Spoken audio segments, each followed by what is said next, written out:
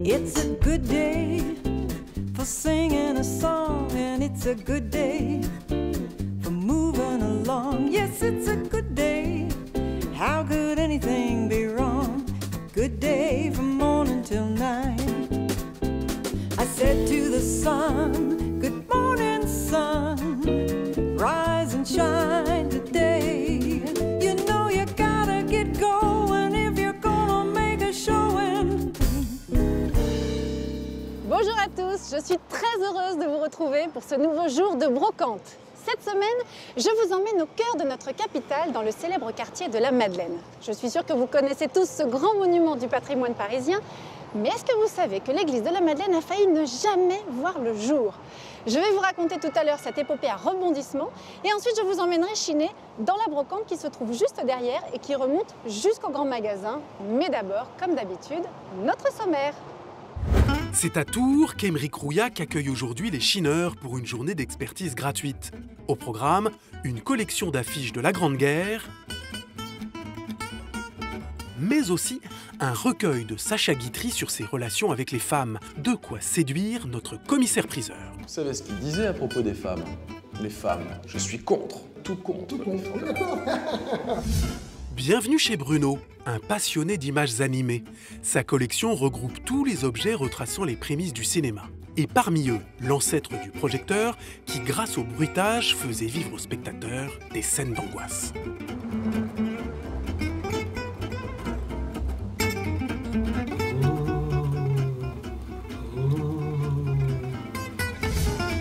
À quelques pas du quartier de la Madeleine, le brocanteur Patrick Morcos nous emmène chez une particulière pour une mission un peu spéciale.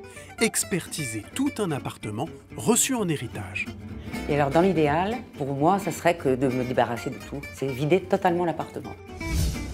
C'est un véritable bol d'air que nous irons prendre chez Sophie, à Villerville en Normandie. Elle y a transformé cette ancienne bâtisse balnéaire en une maison d'hôte chic et cosy, dans laquelle elle aime faire preuve d'ingéniosité, comme avec cette ancienne porte d'immeuble. Elle est extrêmement décorative, elle laisse passer la lumière et elle est la pièce maîtresse de ce séjour en fait. Ce soir j'attends Madeleine, j'ai apporté du lilas, j'en apporte toutes les semaines. Madeleine, elle aime bien ça. Ce soir j'attends Madeleine, on prendra le tram 33 pour manger des frites Eugène. Madeleine, elle aime tant ça. Je vous le disais, cette église a donc failli ne jamais voir le jour. C'est une de ces histoires incroyables et méconnues de Paris que va nous raconter maintenant Marc, notre cartophile parisien, qui a retrouvé dans ses anciens documents et cartes postales de quoi nous la raconter. Et là, je l'attends, il ne devrait pas tarder. Bonjour Marc. Bonjour Églantine. Ça va bien? Je suis content de vous voir. Mais moi aussi, c'est toujours un plaisir.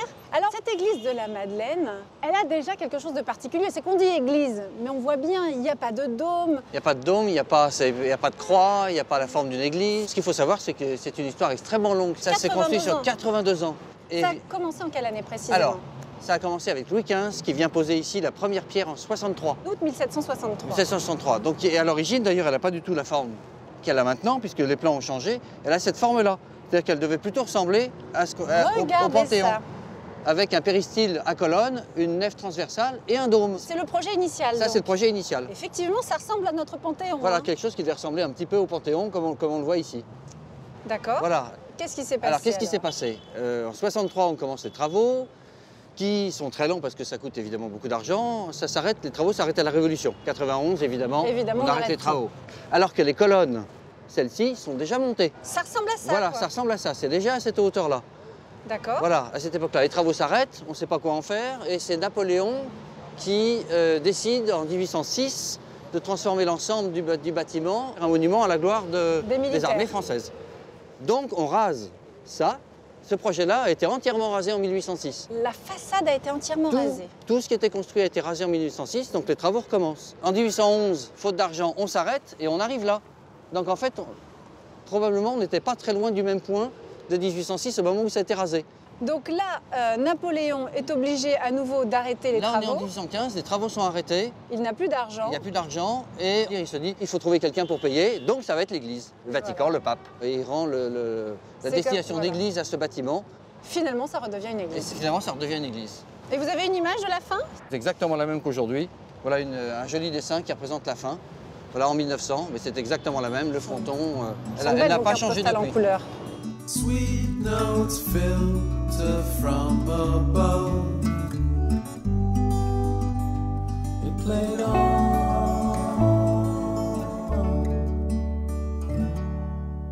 Dans ce quartier, Marc, il y a un autre pôle d'attraction très important, ce sont les grands magasins. Les grands magasins, le pôle d'attraction commerciale situé de l'autre côté, derrière la Madeleine. On y va? On y va.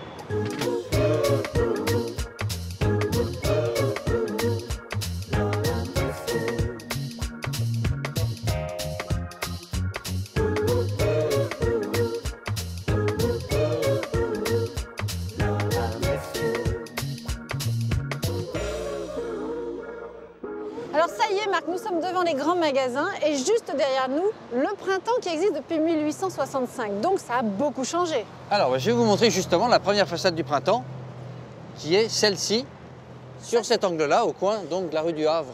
C'est un an après son ouverture donc. 1866, on a cette façade-là. Ça paraît déjà beaucoup plus bas. Hein. Pas du tout la même que maintenant, qui est beaucoup plus basse. Le premier bâtiment, c'est ça. Il brûle en 81. C'est ça, le Printemps a entièrement brûlé. Il brûle en 81, voilà une image, une représentation de la gravure de l'incendie du Printemps. Oh là là, ah oui.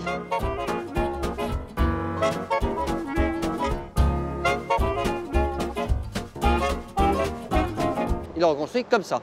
Et ça ressemble vraiment à un magasin avec les grandes verrières. Mais sinon, la tourelle est la même. Et alors, ce que je vois évidemment, c'est ce toit qui est en zinc. Voilà. Aujourd'hui, il a complètement disparu au profit de ces deux étages. Toit en zinc qu'ils ont transformé en 61 au profit de ces 4 derniers étages. 2 étages à la hauteur, dans l'épaisseur du toit et 2 étages supplémentaires. C'est plus vilain ça, hein. Ça c'était très très joli. Ah ça c'était beaucoup mieux à mon avis, mais c'est une question de goût. Ça ce sont les images du Printemps, oui. Mais vous avez des choses concernant les Galeries Lafayette. Alors il y a un deuxième magasin qui est à côté, Galeries Lafayette, qui est un tout petit peu plus récent que le Printemps, mais à peine, qui a été construit un petit peu sur le même modèle. Il y a une rivalité terrible entre les deux magasins depuis toujours. Notamment, il y a eu les Galeries Lafayette ont, à l'époque du début de l'aviation, lancé un pari fou qui consistait à donner un prix de 25 000 francs à celui qui réussirait à atterrir sur le toit des galeries. Non mais vous entendez ça, 25 000 francs pour celui qui réussit. Et évidemment, quelqu'un l'a fait. Il a fallu attendre 10 ans pour que quelqu'un le fasse. Donc c'est en 1919, Védrine, qui est un des grands aviateurs de l'époque, s'est posé sur le toit des galeries, évidemment en totale infraction avec la législation même de l'époque. C'est déjà un début extraordinaire, mais je sais qu'il s'est passé d'autres choses encore. Ah bah il y a eu d'autres choses. Le plus spectaculaire qu'on puisse trouver, c'est beaucoup plus récemment, c'est 64, c'est la piste de ski du Printemps. Non mais ça c'est fascinant. Sur les toits du Printemps, voilà, on a skié sur les toits du Printemps, 5 ans ou 6 ans, à partir de 64. Il y a 60 ans à peine, on skiait sur le toit du Printemps. Voilà, donc c'est rivalité, coup de pub, voilà. Merci beaucoup pour ces cartes postales. Merci, décidément, il nous en raconte toujours beaucoup. Marc, c'est un plaisir de vous retrouver. Et à bientôt. À très Merci, bientôt. au revoir. Au revoir.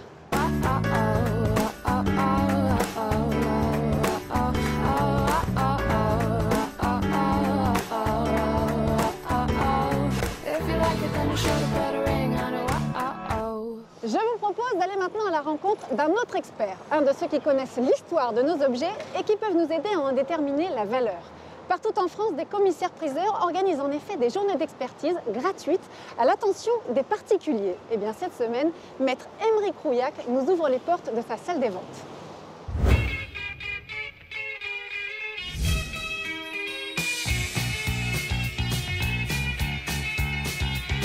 Nous sommes à Tours. C'est le jour du marché aux fleurs et comme toujours, c'est aussi celui des expertises gratuites. Dans son cabinet, le commissaire-priseur Aymeric Rouillac finit quelques recherches avant de recevoir les chineurs du Val-de-Loire. Premier client. Bonjour. Bonjour monsieur. Les expertises débutent avec ce monsieur sur un air de théâtre. Prenez place. Ah. Alors que puis-je faire pour vous être agréable? Eh bien, vous allez me dire ce que vous en pensez. Ça a 70 ans. 70 ans déjà? Oui. Et ça fait 10 ans que je suis en position de ça. J'étais curieux de savoir exactement si ça avait une valeur ou pas. Ouais. Sous les yeux du commissaire-priseur, un objet de famille. Il s'agit là d'un recueil de pensées de Sacha Guitry, grand dramaturge français mort en 1957. Elle et toi, par Sacha Guitry. Bah elle, c'est toutes ces femmes, toutes ces aventures. Et toi, il devait parler de lui. Enfin, je pense, moi j'en ai déduit ça. Hein. Vous savez ce qu'il disait à propos des femmes? Les femmes, je suis contre. Il est contre les femmes. Tout contre. Tout contre, oui d'accord. Marié 5 fois, Sacha Guitry était très connu pour son goût prononcé pour les femmes. Et puis il y a une dédicace et un envoi. Pour Monsieur Lucien Dupré, hommage de l'auteur, Sacha Guitry. Et alors là, est-ce qu'il s'agit d'un dessin ou est-ce qu'il s'agit d'une litho? J'opterai plutôt pour la deuxième possibilité. Là, c'est lui. C'est un autoportrait. Ah ben c'est lui qui s'est dessiné. On le reconnaît bien, il s'est dessiné. C'est un dessinateur. Hein. Cigarette, lunettes rondes. C'est un artiste. Hein. Galant homme avec les cheveux ramenés vers l'arrière, de la brillantine. Un homme qui a beaucoup d'expérience des femmes, qui livre ses réflexions sur les femmes. Il les livre aux autres hommes. Et c'est toujours l'actualité. Hein.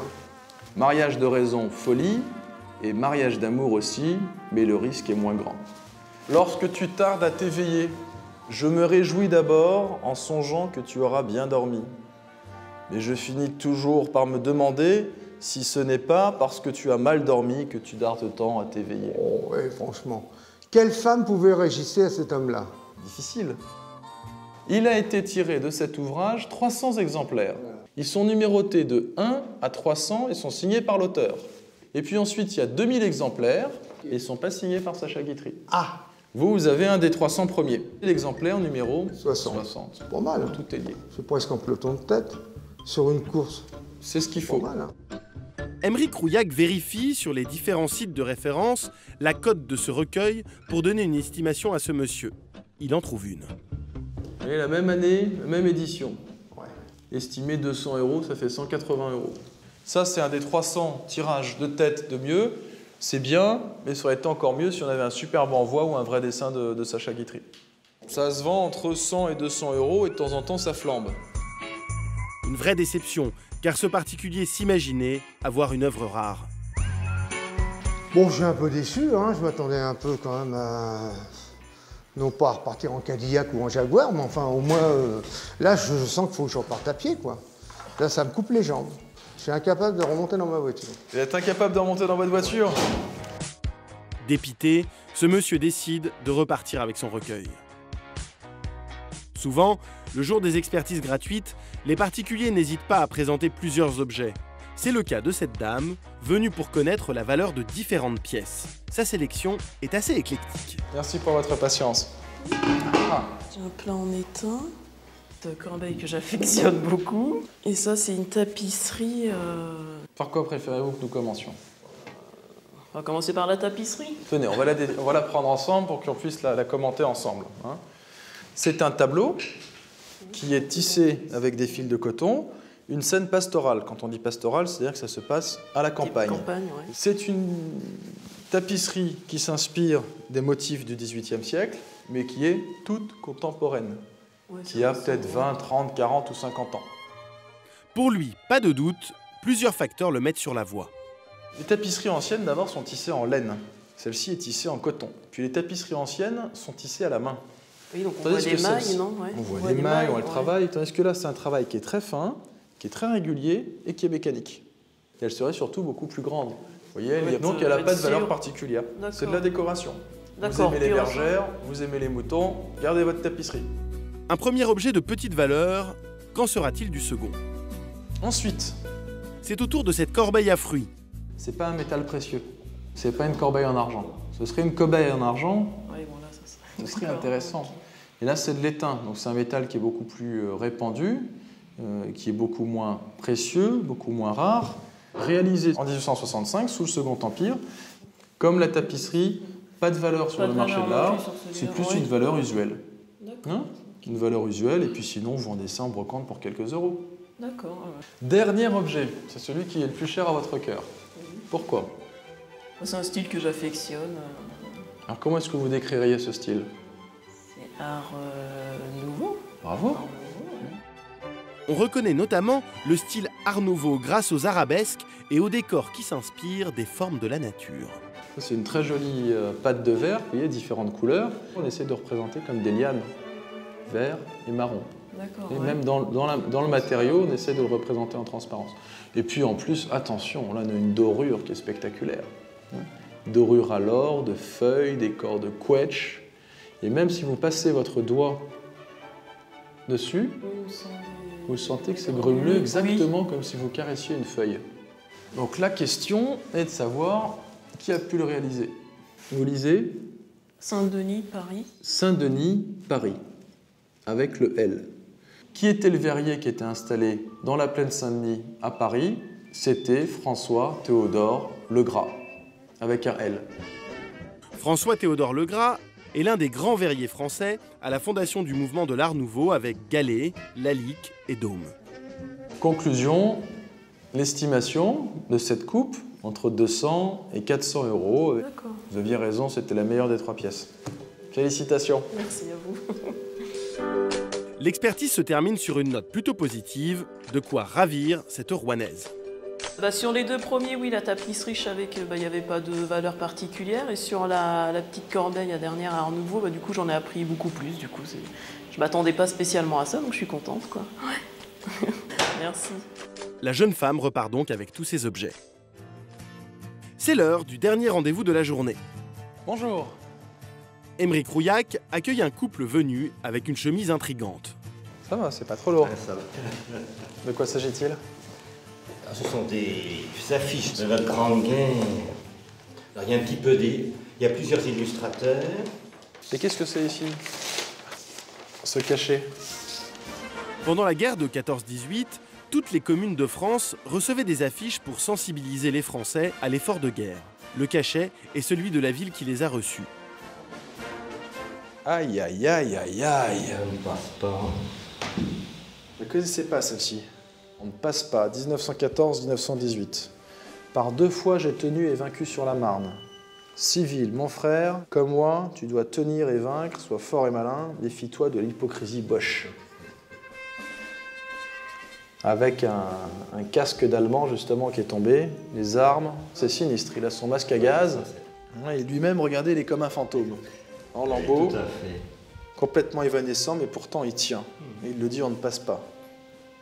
Elle est très émouvante, cette affiche.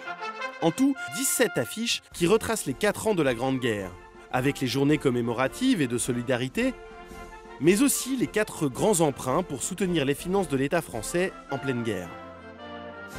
Ah, celle-ci est sympathique. L'emprunt de la paix. Où on voit cette femme allaitant pendant que sa petite fille est en train de lire. Et l'emprunt de la paix, c'est pour la reconstruction. Le papier est sain, il n'y a pas de déchirure, il n'y a pas de manque. L'État, c'est quelque chose d'important. Et ce qui fait l'intérêt d'une affiche, aussi et surtout, c'est l'illustrateur. Et là, l'illustrateur s'appelle Le Basque. C'est un peintre, nabi, post-impressionniste, dont les tableaux se vendent des fortunes aujourd'hui, qui va se centrer sur la figure familiale, intime, emprunt de la paix. Pourquoi? Pour pouvoir reconstruire. Ce couple tombe à pic car le commissaire-priseur prépare une vente spéciale d'affiches autour de la Première Guerre mondiale dans les mois qui viennent. La collection de ce particulier devrait s'y intégrer parfaitement. Après les prix, on a toute une vente complète. On ajustera les valeurs, mais ça devrait bien se passer. Une affiche de la Grande Guerre, pour les moins célèbres, c'est moins de 100 €. Et puis ensuite, c'est quelques centaines d'euros. Et puis ça peut monter à plusieurs milliers d'euros. De quoi satisfaire ce couple qui décide de tout lui laisser. On fait comme ça? Oui. Très bien. La journée se termine sur une bonne note, de quoi attendre impatiemment les prochaines expertises gratuites.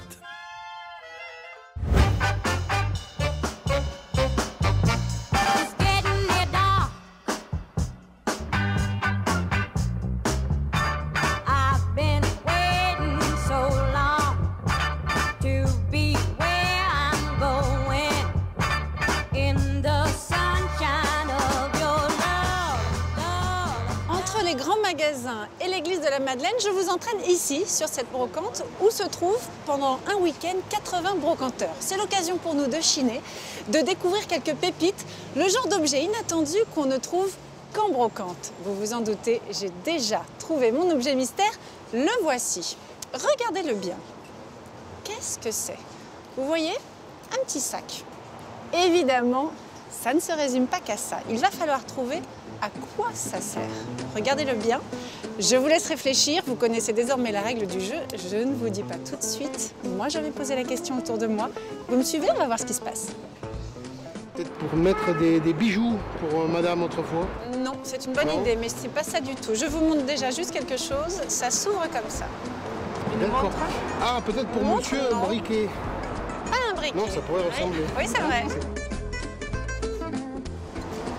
Sûrement, c'est quelque chose qui servait peut-être à mettre de l'huile essentielle dedans, je sais pas, quelque chose comme ça, non? Non, pas d'huile essentielle. Vous n'êtes pas très loin. On peut appuyer pour voir le fonctionnement? Allez-y. Un cendrier? C'est pas un cendrier. Ça aurait été pas mal comme cendrier de poche, vous avez raison. Alors il y avait une mèche et c'est une lampe incandescence. Ah, c'est bien. Vous avez plein d'idées, mais c'est pas ça. On ne s'en sert plus beaucoup aujourd'hui, mais à une époque, c'était très très pratique. On avait tous besoin de s'en servir à une époque, tous les jours. Tous les jours? Une petite boîte à liqueur? Non. On va les pencher de chacun. Vous ne boirez pas beaucoup, hein. Monsieur se tourne directement vers madame. C'est vous qui avez un peu d'imagination? Un encrier. Alors. Ah, bah voyez, vous vous tournez votre femme et c'est vous qui trouvez. Tout de suite. Félicitations, c'est un petit encrier. Je vous félicite. Vous voyez, vous êtes très doué. Merci beaucoup, monsieur. Et voilà, ils ont trouvé. Moi, ce que je vous propose maintenant, c'est d'aller à la rencontre de celui qui me l'a prêté. Vous allez très vite le reconnaître. Hein. Qui dit encrier dit Eric. Venez avec moi.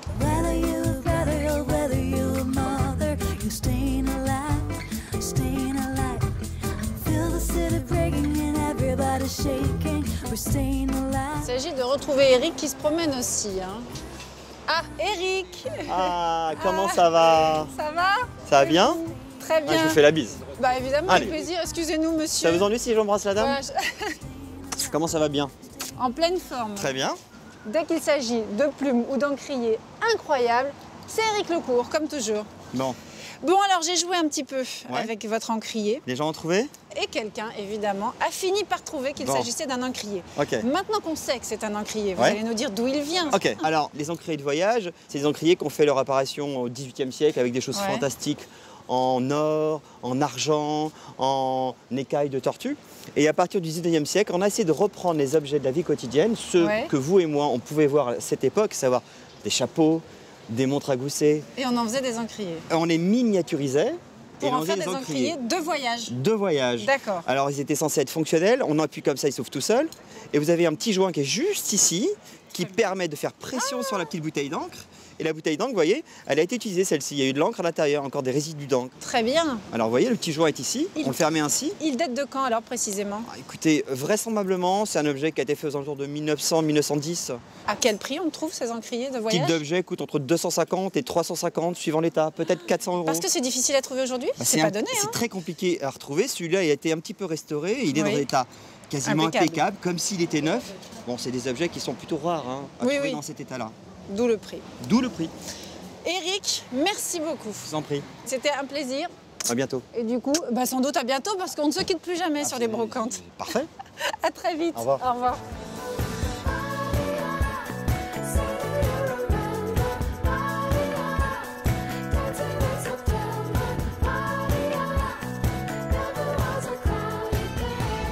Je vous emmène maintenant chez un mordu de cinéma. Et je devrais même plutôt dire un mordu de la préhistoire du cinéma. Il s'appelle Bruno et depuis qu'il a 14 ans, il collectionne tous les objets qui ont précédé l'invention des Frères Lumière. Alors si vous êtes prêts pour un voyage au pays des premières images animées, c'est parti!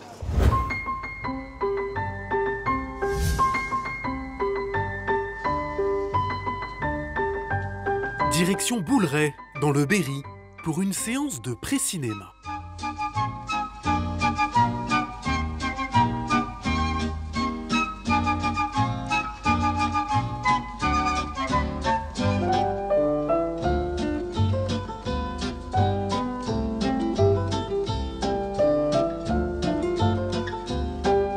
Là, entre les mains, j'ai un tomatrope, un jouet de 1826 avec 2 morceaux de ficelle. On va animer ces 2 images qui sont fixes et pour avoir ce mouvement devant nos yeux.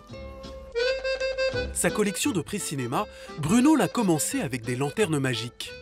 Cet objet, apparu au XVIIe siècle, est l'ancêtre du projecteur. Il fascinait Bruno quand il était enfant. Un jour, il en trouve une sur une brocante et ce fut le premier achat d'une longue série. Là, j'ai une lanterne magique. Alors, c'est une lanterne magique de salon. Cet objet incroyable où on projetait les toutes premières fois des images dans l'histoire du cinéma. Alors, je l'ai chinée dans les 250 €. Elle date de 1880. On y mettait une source de lumière. Alors, celle-ci, on y mettait du pétrole qu'on plaçait ici. Et on avait la cheminée qui évacuait la chaleur. Ici, on a l'objectif. Et là, on a un petit passage qui permettait de passer ces plaques de verre. Ces plaques sont les ancêtres des diapositives. On les peignait à la main et on les faisait glisser devant la source lumineuse de gauche à droite comme si on lisait un livre. Par endroits, on insérait même du texte. Ça aussi, c'est intéressant. L'écriture qu'on a sur la plaque, c'est les cartons qu'on retrouve dans les burlesques. Les prémices du cinéma sont là. La lanterne a même inauguré les débuts de l'image animée grâce à ces plaques à système.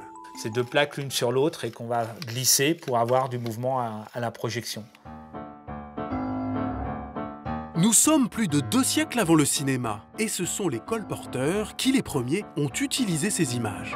Ils partaient avec une lanterne magique et montraient des plaques de verre de village en village. C'était clairement l'ancêtre du cinéma itinérant. On avait les contes en grande partie et après on avait des plaques sur la science. C'était aussi de permettre de faire voyager les gens et de montrer d'autres civilisations, d'autres pays au travers la lanterne magique.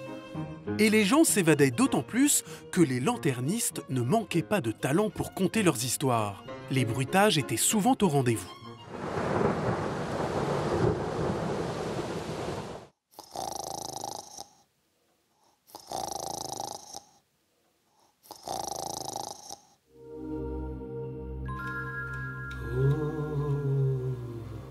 La lanterne magique, à une époque, on l'appelait la lanterne de la peur. On se retrouvait dans un endroit improbable, genre dans une église ou un château, et on projetait des plaques de fantasmagorie pour faire revenir les morts. Il y avait des personnes qui étaient cachées dans des endroits pour faire le bruitage et pour faire peur réellement aux gens.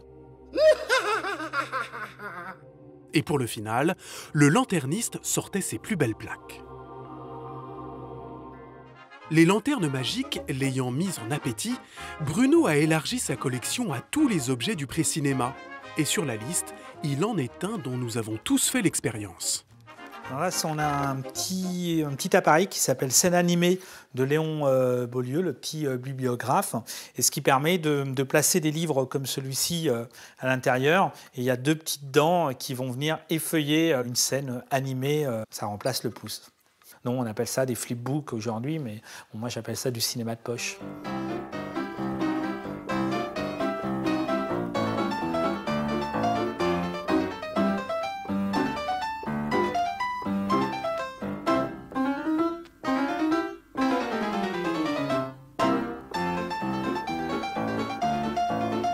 Ça a plus de 100 ans. Moi, je suis assez fasciné par ces objets qui ont traversé le temps et qu'on arrive à retrouver dans le bon état et de le transmettre aussi. Cet autre objet fonctionne sur le même principe. Une succession d'images donne l'illusion du mouvement. Et c'est parti pour quelques secondes de spectacle solitaire.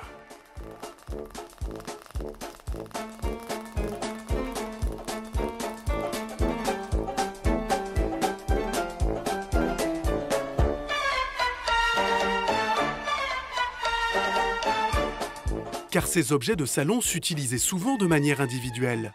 C'est le cas de ce modèle, inventé en 1879.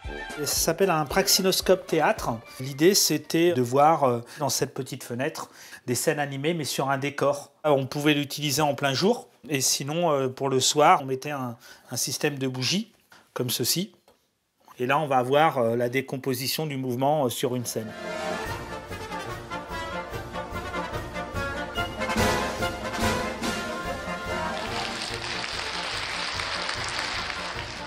C'est assez fou, mais c'est un cylindre, des miroirs, une bande animée.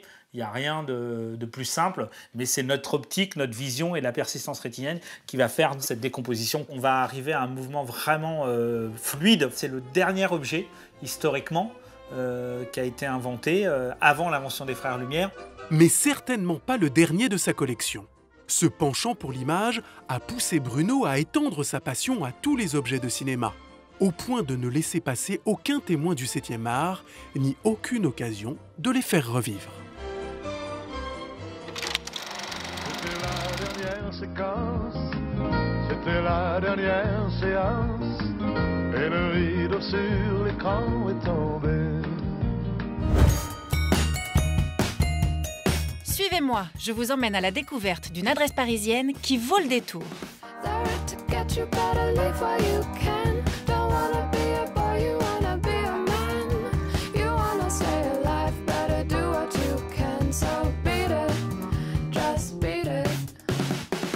Vous le savez, dans Jour de Brocante, on aime vous faire découvrir ou redécouvrir le patrimoine français. Alors j'ai traversé la Seine pour vous emmener ici, rue du Bac, où se situe un endroit mythique, la maison d'Hérole. C'est l'une des plus anciennes institutions de taxidermie et d'entomologie au monde. Un cabinet des merveilles où on va pouvoir croiser un lion, un rhinocéros, un zèbre ou encore des milliers de papillons. Ouvrez bien vos yeux, c'est ici. Il en faut peu pour être heureux, vraiment très peu pour être heureux. Il faut se satisfaire du nécessaire. Un peu d'eau fraîche et de verdure que nous prodigue la nature. Quelques rayons de miel et de soleil. Bonjour Vincent. Bonjour Églantine. Vous êtes le gardien de ce bestiaire fabuleux. Absolument. Vous les vendez tous? Presque tous. Il y en a certains, notamment la chimère qui est ici, qui est vraiment le symbole. C'est donc un animal qui n'a pas existé, ça? Voilà, exactement. Comme toutes les chimères, c'est composé de différents animaux. Donc elles n'existent pas sur la Terre. C'est le symbole parce que nous avons un gros incendie en 2008. Tout a été détruit et nous avons tout reconstitué. Et donc là, c'est comme un phénix. Ah, qui renaît de ses Voilà, cendres. c'est celui qui symbolise que l'aventure continue malgré cet incendie. Voilà. La maison d'Hérole, pour tout le monde, c'est quelque chose d'exceptionnel. C'est unique au monde. C'est dans un endroit unique. Et puis ça a 3 métiers. C'est pour ça que c'est unique dans le monde. C'est ça, c'est-à-dire la Ça a le métier de taxidermie. la nature, toutes les sortes d'animaux, les oiseaux, les mammifères, les insectes, les papillons qu'on va voir. Donc il y a la taxidermie, l'entomologie. Voilà. Et puis aussi tout ce qui est le côté éducatif. Vous avez vu toutes les planches. Les Voilà, fameuses cartes d'Hérole qu'on avait déjà à l'école. Voilà, et qui existent depuis le 19e siècle. Et le 3e métier, c'est l'art. Je pense que la taxidermie est une sorte d'artisanat d'art. C'est ça. Parce qu'il ne s'agit pas simplement de taxidermer, de naturaliser un animal, il faut lui donner l'air vivant. Ils ne sont pas vivants, effectivement. Non. Ils sont morts et pourtant, D'Hérole a été labellisé entreprise du patrimoine vivant. C'est pas un petit peu contradictoire, ça? Non, c'est pas du tout antinomique, puis c'est vraiment très important. Nous sommes écologistes, entre guillemets, c'est-à-dire que nous ne récupérons pas du tout des animaux vivants dans la nature. Nous avons des animaux qui sont morts naturellement, soit dans des zoos, dans des cirques ou des volières. Jamais D'Hérole demande un animal, et heureusement, pour qu'on le tue, pour qu'on le mette en collection, jamais. Heureusement. Ça permet de voir des animaux qui ont l'air vivant et qui sinon auraient été incinérés ou qui auraient fini dans une poubelle. Donc c'est quand même bien mieux de prolonger la vie. Il y a beaucoup d'enfants qui viennent ici et qui voient les merveilles de la nature. Ça fait rire les oiseaux. Oh, oh, rire les oiseaux. Rire les oiseaux. Oh, oh, rire les oiseaux. Waouh. En fait, c'est un taureau de combat qui est mort de sa mort naturelle, d'une crise cardiaque avant d'avoir combattu, mais c'est une vraie peau. Ah oui, il n'a pas combattu, lui. Voilà, d'un vrai taureau de combat. Ouais. Et l'artiste a voulu, comme dans les vanités du XVIe et XVIIe siècle, reproduire une vanité, c'est-à-dire l'immortalité de l'âme au travers les papillons. C'est beau. C'est très beau. C'est très très joli. La taxidermie, ça a commencé au XVIIIe siècle, Absolument. mais les pratiques ont Oui. énormément évolué. Oui. On parlait d'ailleurs d'empaillage, ça n'existe plus, ça? Non, la famille d'Hérole a commencé la taxidermie au XVIIIe et au XIXe siècle. Là, il n'y avait pas d'autre moyen que d'empailler les animaux. Donc on les bourrait de paille. Voilà. Et depuis, avec l'avènement du dessin industriel, du dessin en 3 dimensions, on crée une structure, notamment en plastique, Ouais. et on y met tous les éléments qui sont d'origine de l'animal, c'est-à-dire les cornes pour le taureau, les cornes, les sabots, et on remet la peau dessus, sur cette structure ainsi faite. Voilà, plus la créativité de l'artiste. Ça veut dire que c'est très très léger, en fait. C'est assez léger, oui, tout à fait. Oui. Et alors, ici... Vous pouvez regarder ce joli lynx, vous allez voir combien il est léger. C'est étonnant. Ça alors, on s'attend pas à ça, hein? Parce que c'est entièrement, entre guillemets, vide, et la C'est structure ça. en plastique est creuse. Et les yeux, donc, sont faux. Les yeux sont faux, parce que les yeux, on ne peut pas, évidemment pas les garder. Alors, c'est pour ça qu'on a énormément de sortes de types d'œil, parce qu'un œil de taureau, par exemple, par rapport à un œil de lynx ou un œil de manchot, ce n'est pas du tout les mêmes. Hey, I just met you, and this is crazy, but here's my number, so call me maybe. It's hard to look right, I do, baby, but here's my number, so call me maybe. Oh là là, ça c'est beau. Voilà. Alors d'emblée, montrez-moi comme ça un papillon sublime que vous aimez particulièrement. Ben, je vous propose ceux-là, qui sont des ornithoptères, qui sont des très très beaux papillons d'Asie, du Sud-Est et d'Océanie. Il y en a en Malaisie, il y en a aux Philippines, il y en a en Nouvelle-Guinée. Et ce sont des papillons absolument magnifiques. Ça vaut combien un papillon comme ça, sous cadre, de cette taille-là par exemple? C'est par couple, ça vaut environ 100 €, 150 €. Les gens viennent vous acheter des papillons, mais ils peuvent aussi faire leur propre création avec vous? Oui, ils peuvent créer leur boîte, absolument. Je peux vous demander ça? On peut en faire un professionnel chine dans les brocantes, bien sûr, mais pas seulement. Ils se rendent parfois directement chez les particuliers qui souhaitent se débarrasser de leurs meubles et objets à l'occasion d'un déménagement ou d'une succession, par exemple. Eh bien, c'est le cas de Patrick. Il est brocanteur à Saint-Ouen et nous l'avons suivi aujourd'hui dans le 15e arrondissement de Paris, où il est appelé à expertiser et vider un appartement entier. Repérer les petites merveilles et les négocier ensuite au meilleur prix, il nous livre toutes ses astuces.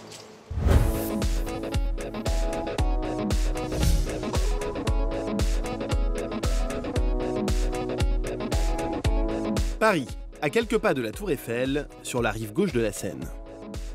Dans le 15e arrondissement, nous retrouvons Patrick Morcos, brocanteur aux Puces de Saint-Ouen. Aujourd'hui, il nous emmène faire une chine un peu spéciale. Je vais à un rendez-vous avec une particulière pour voir des meubles et des objets qui garnissent un appartement après une succession. C'est assez fréquent d'avoir des rendez-vous, mais c'est pas à chaque fois que c'est intéressant. Alors en espérant qu'il y aura des découvertes à faire. Oui, monsieur Morcos, merci.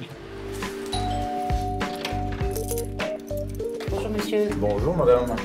Geneviève Bossé accueille Patrick dans l'appartement de ses parents, dont elle a hérité il y a quelques mois. Vous regardez si c'est quelque chose qui vous intéresse, puis vous me direz un petit peu ce que vous en pensez. D'accord. Hein, voilà. Bon, on va faire le tour ensemble. Merci, oui. Et puis on regarde ça. Elle a fait appel au brocanteur car elle souhaite se défaire d'une partie de ses objets et meubles de famille dont elle ignore totalement la valeur. J'ai pris tous les objets, les meubles qui m'intéressaient, donc qui me rappelaient des souvenirs. Et maintenant, j'ai fait venir un professionnel pour qu'il me estime un peu ce qui reste. Et alors, dans l'idéal, pour moi, ça serait que de me débarrasser de tout. C'est vider totalement l'appartement, oui. Pour cela, Patrick va devoir tout examiner dans le détail. L'intérêt, c'est quand même dans une adresse comme ça, c'est d'être seul. Ça change des salles des ventes, des déballages où il faut aller très vite. Là, on peut regarder objet par objet et éventuellement avoir des bonnes surprises. Comme avec ces 2 pièces de vaisselle anciennes. Alors ça, c'est intéressant parce que c'est un sucrier en espérant qu'il est en argent et la cafetière avec. Et ici, il y a le poinçon à la Minerve, donc une tête de Minerve casquée. Donc c'est un objet Napoléon III. Une époque qu'il reconnaît aussi par la forme de la cafetière, dite marabout. C'est à l'orientale et c'est pas sur des pieds, elle se pose sur son ventre. Et les prises, là, ici, les petites pastilles en ivoire sont faites pour ne pas se brûler quand c'est rempli de thé ou de café chaud. Donc ça lui donne un côté un peu attractif où j'ai des clients étrangers qui achètent ça. Donc là, c'est ayant appartenu à des générations, on va dire, anciennes et conservateurs, on a des objets comme ça qui ont assez peu servi. Et si on veut les faire revivre, et là, vous voyez, ça redevient blanc, juste avec un simple coup de chiffon, bien sûr, même sans produit à argenture. En nettoyant le sucrier, Patrick révèle les initiales de la famille. Une gravure qui pourrait freiner la revente de l'objet, mais qui n'est pas irrémédiable. Donc on peut le faire déchiffrer et le regraver. C'est éventuellement des petits frais en plus, quoi, voilà. Mais ça s'enlève. Donc ça, c'est 2 pièces que j'achète dans les 200 €. La propriétaire profite de la venue du brocanteur pour connaître l'histoire de ces objets de famille. Il y a une chose que je voulais vous montrer, c'est ça? Oui. La pendulette. Pendulette de voyage, oui. C'est de voyage, oui. Que j'ai toujours connue, sur le bureau de mon père. Ça vient peut-être de mon grand-père.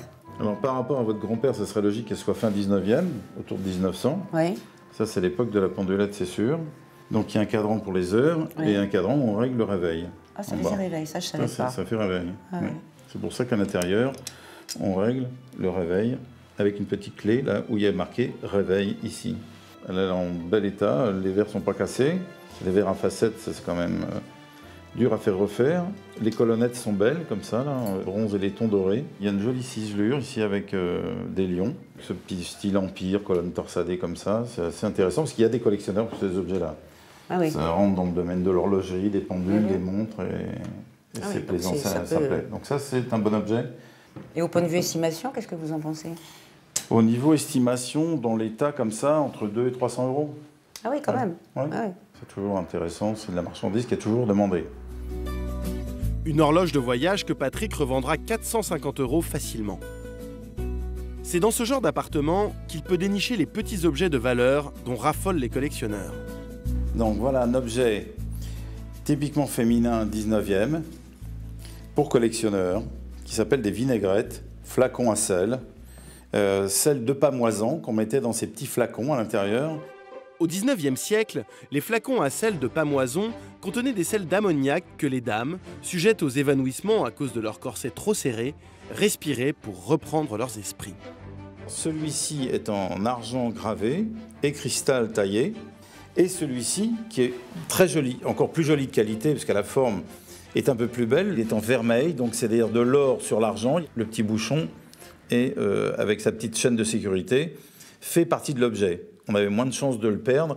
Donc là, on a un objet de qualité ancien qui a plus d'1 siècle, qui a survécu à tout ça, grâce à la famille qui l'a conservé et protégé. Et cet étui d'origine, qui est de qualité et qui est aussi en parfait état. Ces deux objets, je vais pouvoir les acheter dans les 200 euros les deux. À la revente, Patrick sait qu'il pourra en tirer jusqu'à 200 euros pièce. Si les petits objets sont recherchés et plus faciles à vendre, ce n'est pas forcément le cas des meubles. Oui, en fait, ce sont des meubles qui appartenaient à maman. Je les ai toujours vus chez nous. Et malheureusement, à l'heure actuelle, je ne peux pas les garder. Donc, pour ça, j'aimerais bien que vous les vendiez. Malheureusement, au niveau du prix, c'est bien des meubles bien anciens, d'époque Empire. La colonne détachée avec des jolis bronzes ciselés, d'ailleurs. Avec même une jolie dorure. Et un joli acajou en plaquage comme ça, ramageux. Des meubles qui, malheureusement, ont perdu toute valeur aujourd'hui, d'autant plus lorsqu'ils sont abîmés. Là, le meuble est fendu. Ça, c'est l'âme du meuble en dessous qui est en chêne, qui lui a travaillé. Alors ça, s'il faut restaurer ça, il faut tout déplaquer et replaquer. C'est beaucoup trop de travail. C'est très onéreux en plus. Ah oui, il faut les démonter, les déplaquer. Voilà, donc ça mérite quand même d'être acheté, si c'est pas cher, et avec d'autres choses, et d'essayer de les revendre. Mais c'est malheureusement moins simple qu'avant. C'est pas dans les meubles à la mode, quoi. Pour pouvoir négocier les petits objets qui l'intéressent, Patrick accepte d'acheter le lot entier, et notamment les meubles qu'il aura sans doute plus de mal à écouler. Le tout pour 1 200 euros. On est d'accord. On est d'accord. Oui, il n'y a pas de souci. Parfois, c'est ni intéressant ni commercial, ou on ne s'entend pas du tout sur le prix. Et aujourd'hui, c'est une Chine correcte qui justifie d'acheter un ensemble avec des choses commerciales. Dans les jours qui viennent, il reviendra débarrasser entièrement l'appartement à ses frais. De quoi lui donner du travail pour les semaines à venir. De son côté, Geneviève est heureuse de savoir que l'appartement va être totalement vidé. Je suis très soulagée d'avoir tout vendu. Je suis contente parce que tous ces meubles et ces objets auront une autre vie. Donc c'est le principal.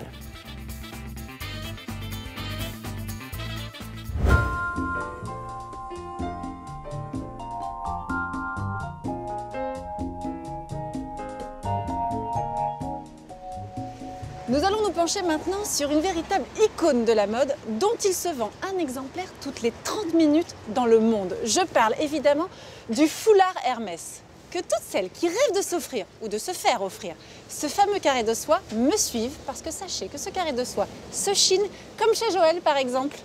Bonjour Joël. Bonjour Églantine. Alors je suis ravie d'être ici parce que voilà, vous avez toutes ces merveilles, ces foulards sont à la mode depuis plus d'1 siècle quand même. Tout à fait. Et c'est Robert Dumas, le directeur, qui a sorti le premier carré Hermès. Oui. On est en 1937, c'est ça? C'est ça. Et alors, ce qui est incroyable, c'est que je ne suis pas ici par hasard parce que Joël possède un des premiers, c'est bien ça? Oui, tout à fait. Je vais alors vous montrer. montrez-moi. Voilà. Alors ça, c'est incroyable. Alors, on est en quelle année celui-ci? Celui-ci a été créé en 1940. Oui, donc à peine 3 ans après les tout premiers. Voilà, c'est Monsieur Dumas qui l'a dessiné à la demande d'un de ses amis. Et alors on remarque quand même tout de suite quelque chose, c'est souvent la cavalerie ou l'esprit militaire qu'on Oui, dessine. parce que Hermès, à l'origine, était sellier. Quelle valeur il aurait aujourd'hui? Je pense qu'il ferait dans les 1000 euros peut-être. Ah oui, quand même. Mais il est incroyablement en bon état. Hein. On l'a retrouvé dans sa boîte d'origine, pas porté. Alors c'est vrai comme ça qu'il y a des carrés Hermès qui prennent une valeur folle. Il y en a un qui a été vendu récemment aux enchères, c'était à Nice. Il a été vendu 3 800 euros. Vous vous rendez compte? Je ne suis pas étonnée, c'est... Alors, il y a des foulards qui sont très rares. montrez-moi ceux qui se vendent le plus. Quels sont ceux qui sont les plus demandés? Celui qui a été le plus vendu au monde, c'est celui-ci, c'est Bride de Gala. Bride de Gala, qui a été dessiné par Hugo Grica. Hugo Grica. Alors moi je l'ai en grand et j'ai quelque chose qui est exceptionnel. J'ai un petit... J'ai l'impression de l'avoir vu partout, effectivement. Bride de Gala. Petit et transparent, c'est pas la même soie? C'est pas de la même soie. Ça, c'est de la mousseline de soie. C'est très très rare. Et vous le vendez? Oui, celui-ci, je le vends. À quel prix? Je le vends 210 €, celui-ci.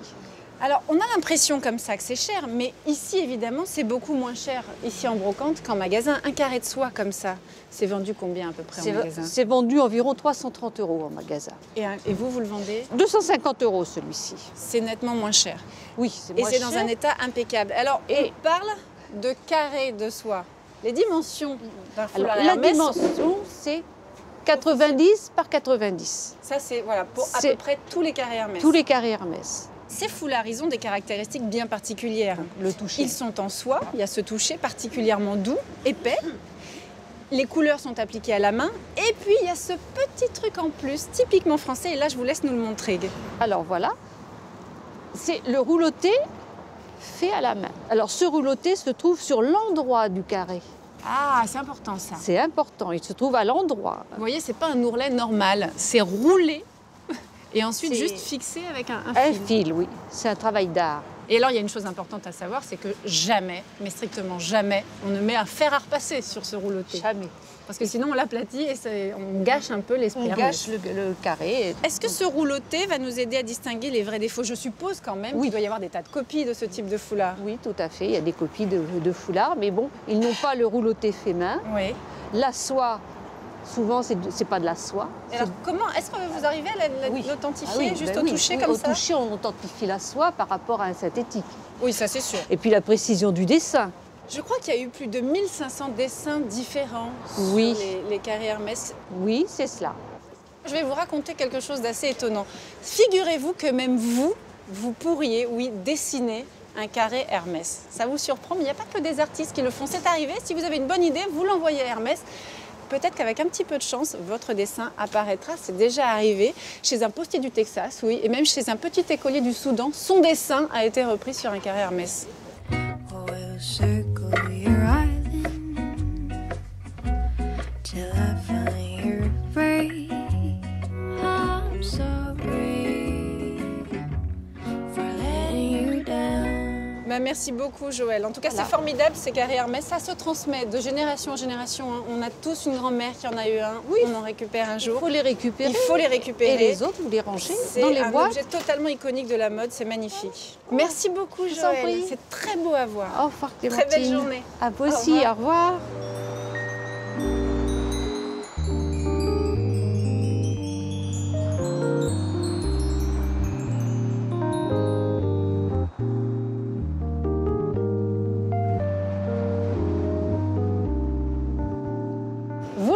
Chaque semaine, Jour de Brocante vous emmène visiter une chambre d'hôte entièrement meublée brocante. Aujourd'hui, je vous emmène en Normandie, un des lieux de villégiature préférés des Parisiens. Sophie va nous accueillir dans son cottage, une ancienne bâtisse de style balnéaire des années 20 qu'elle a redécorée dans une ambiance entièrement chic et broc et qu'elle ouvre tous les week-ends pour nous.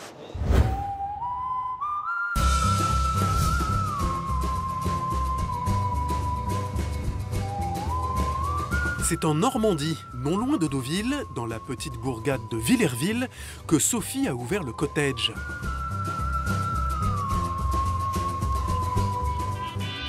Cette ancienne bâtisse des années 20, typique des maisons balnéaires de la Côte Fleurie, abrite sa maison d'hôte. Quand on est arrivé à Villerville, on habitait dans une maison, dans cette rue, à 2 maisons d'ici, et on voyait tous les jours donc, cette maison qui n'était pas habitée, qui était même abandonnée, et on regardait par les fenêtres et on imaginait tout ce qu'on pouvait y faire, et notamment cette maison d'hôte. Voilà. Il y a 7 ans, Sophie et son mari finissent par acquérir la maison. Et c'est seulement après 1 an et demi de travaux qu'ils arrivent enfin au résultat souhaité. On a effectué beaucoup de travaux à l'intérieur et à l'extérieur de la maison. À l'extérieur, on a bien évidemment dû refaire l'intégralité de la toiture, aller chercher toutes les sculptures qui manquaient, les décorations extérieures comme le chat ou le Neptune. On a refait la charpente, la peinture et on a recréé les espaces et on a créé cette véranda pour ajouter de la lumière et un lieu supplémentaire de vie dans la maison. À travers sa décoration, Sophie a pris plaisir à créer une ambiance personnelle et chaleureuse pour que ses hôtes se sentent comme à la maison. Les objets, la décoration, c'est un sujet de partage. Ça permet de donner aussi toute une vie, une histoire à la maison.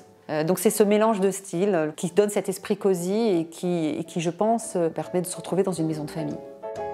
Et pour ce faire, elle est passée par la case brocante. Par exemple, ces chaises que j'ai été chinées et que j'ai trouvées finalement en Belgique sont des chaises de bistrot ou des chaises de jardin public. Et donc, je trouvais ça drôle d'en avoir à la maison. J'ai payé les 4 chaises 30 €. J'ai aimé leur couleur, leur patine, le fait qu'il n'y ait pas deux pareils. Alors, il y a une série de blancs, une série de bleus. Après, il y a eu d'autres fauteuils, puisque c'est vraiment un mélange de styles. Vous avez trouvé des fauteuils club, des fauteuils Voltaire qui sont depuis toujours dans ma famille.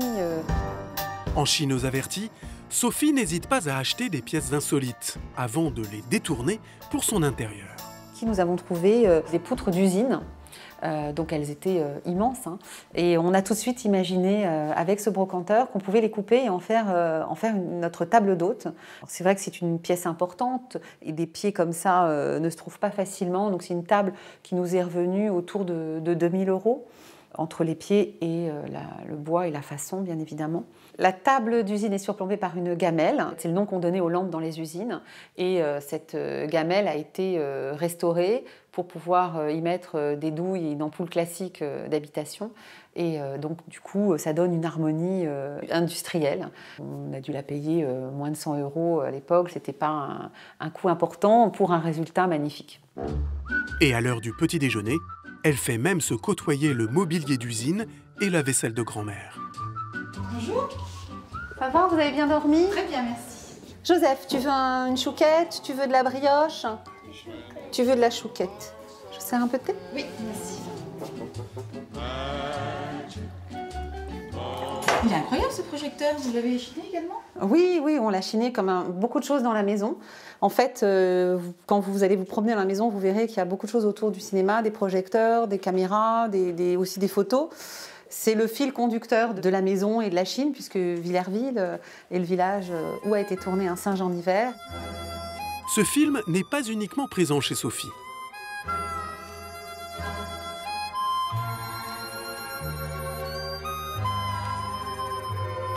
Partout dans le village, on continue de lui rendre hommage. En fait, avec les objets chinés, j'aime bien provoquer un peu l'attention des gens. Et c'est un lien tout de suite qui est créé quand on peut raconter l'histoire d'un objet qui a été chiné dans la maison. En revanche, si dans les pièces à vivre, on va trouver des objets chinés, on ne va pas en trouver dans les chambres, qui, elles, sont dédiées au cocooning, avec des coussins fleuris, des mélanges de couleurs, totalement dans l'esprit de Nouvelle-Angleterre. Au dernier étage de la maison, dans la salle de lecture, Sophie a entreposé ses trésors de brocante. Parmi eux, l'une de ses fiertés, cette ancienne porte d'immeuble. Donc on a chiné cette porte chez un brocanteur qui en fait, à la base, ne voulait pas du tout la vendre, parce qu'il avait repéré pour lui, donc il l'avait mis dans un coin. Et donc du coup, on l'a peut-être payé un peu plus cher, on l'a payé autour de 1000 € sablé, plus le verre qu'on a dû changer en fait. Mais sinon, tout est dans son jus. Et il fallait, c'était le deuxième challenge, c'était de la faire monter avec une ouverture coulissante. Elle est extrêmement décorative, elle laisse passer la lumière et elle est la pièce maîtresse de ce séjour en fait. Une maison cosy en bord de mer, un lieu idéal pour se ressourcer le temps d'un week-end.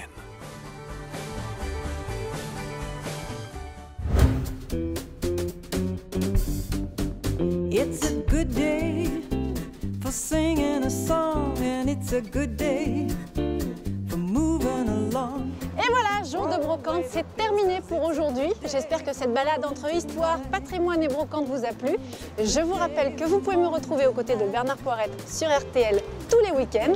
Et maintenant, je vais reprendre la route vers d'autres horizons, d'autres histoires. Et on se retrouve très bientôt. Ciao!